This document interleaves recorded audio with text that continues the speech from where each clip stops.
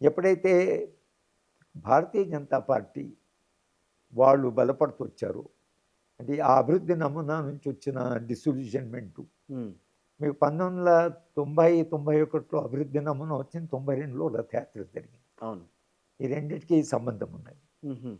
ఎందుకంటే కల్చర్‌ను ముందుకు తీసుకొస్తే ఎకనామిక్ డెవలప్‌మెంట్ కొరకు ప్రజలు ప్రతిఘటిస్తున్నప్పుడు వాళ్ళని మనము సాంస్కృతిక జీవనంలోకి ఒకవేళ తీసుకురాగలిగితే ఈ సమస్యలు ప్రజలు నిరంతరంగా చేస్తుంటే అక్కడ కొంత మనము సంపద తీసుకోవడము అనేది సాధ్యమవుతుంది ఓకే. హ్మ్. అనేది.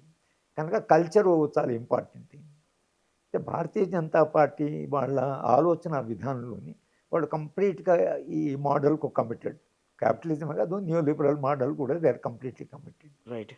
కనుక ఈ అభివృద్ధి నమూనాను ముందుకు తీసుకుపోవడానికి కాంగ్రెస్ పార్టీ సరిపోదు. ఓకే. వాళ్ళు క్యారెట్ అండ్ స్టిక్ అని, తర్వాత వాళ్ళకు చరిత్ర ఉంది, స్వాతంత్రోద్యమ చరిత్ర ఉంది, భారత రాజ్యాంగము రాయడంలో వాళ్ళ ప్రధాన పాత్ర ఉంది. దాంట్లో మన ఆర్టికల్ మనము షెడ్యూల్ 5 చేర్చాము, తర్వాత చట్టాలు తీసుకొచ్చాము. ఇవన్నీ పక్కకు పెట్టేసి కార్పొరేట్ వాళ్ళు ఎవరైతే ఉన్నారో వీళ్ళు పెట్టుబడిదారులు కూడా కాదు. పెట్టుబడిదారికి కొంత కాకుండా కొంత బాధ్యత ఉంటుంది. రాజ్యాంగము, చట్టాలను గౌరవించడము, సంస్థలను గౌరవించడం. పెట్టుబడిదారికి దూరదృష్టి ఉంటుంది. ఈ న్యూ లిబరలిజానికి దూరదృష్టి ఉండదు. హ్మ్. ఇది చాలా షార్ట్ సైటెడ్. ఓకే. రేపొద్దున లక్షాధికారి, రేపొద్దున కోటీశ్వరుడు కావాలి. పెట్టుబడిదారు ఎట్లా కాదు, వాడు ఒక పరిశ్రమ పెట్టాలి, పరిశ్రమ నడపాలి, వస్తువును ఉత్పత్తి చేయాలి, అది మార్కెట్ చేయాలి. దాంట్లో వాడు మార్కెట్‌లో కొనేవాళ్ళు దాన్ని కన్విన్స్ కావాలి. అప్పుడు గాని వాడు లాభాలు చేసుకోలేడు. కనుక పెట్టుబడిదారు ఎప్పుడైనా వాడు చాలా దృష్టితో ఆలోచిస్తాడు. అవును.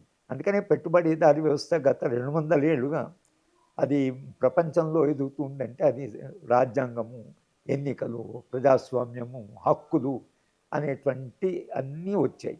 ఓకే. భారతీయ జనతా పార్టీ అవగాహనలో హ్మ్. ఇవన్నీ ప్రధానం కాదు. హుహు. అభివృద్ధి చాలా వేగంగా జరగాలి. ప్రజలు గా అభివృద్ధి ఫలాలు అందుకోవాలనా? ఆ! ఎలా అయితే సరే. జీవించారో భారతదేశంలో సామరస్యంగానే జీవించారు. హ్మ్. కనుక ఆ జీవనము కొనసాగాలి.